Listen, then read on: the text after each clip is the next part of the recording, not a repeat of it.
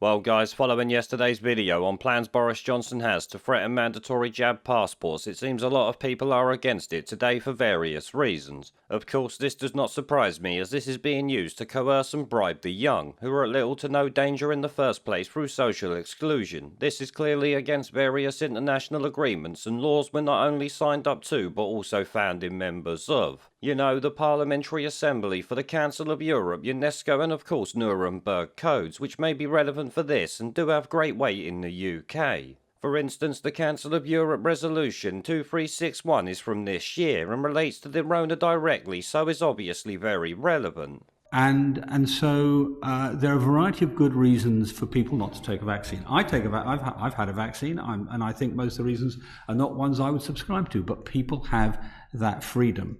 Now, what this proposal does is, in effect, coerce those people. And that's also against a number of international conventions we're signatories to.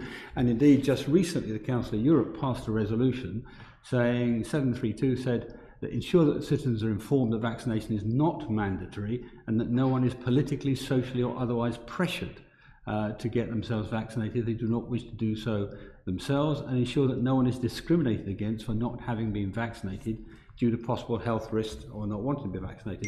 And this explicitly does that. This explicitly discriminates against people who have not been vaccinated. And as I tried to explain with my parable at the beginning, it doesn't actually provide protection for the rest of the population.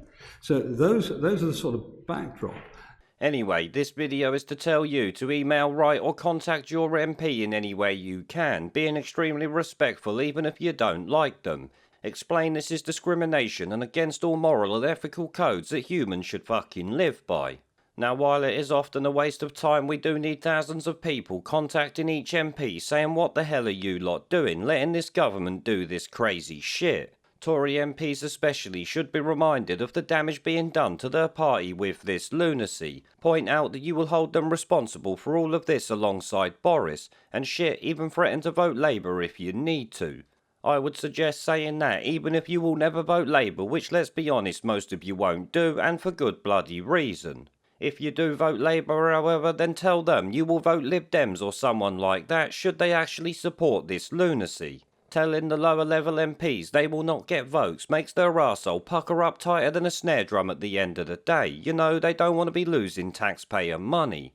As many already know, you have to make it political suicide for any MP to be seen supporting this batshit crazy idea. In fact, I will leave links in the video description to any templates I can find or help with doing this to make it easier for everyone.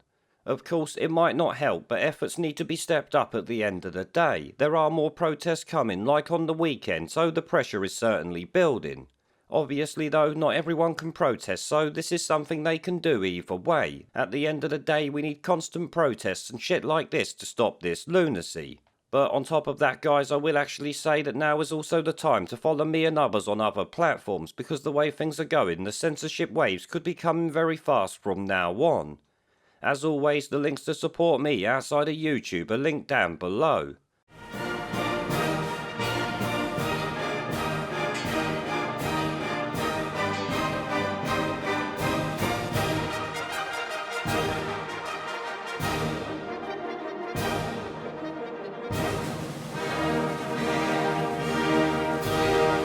Well,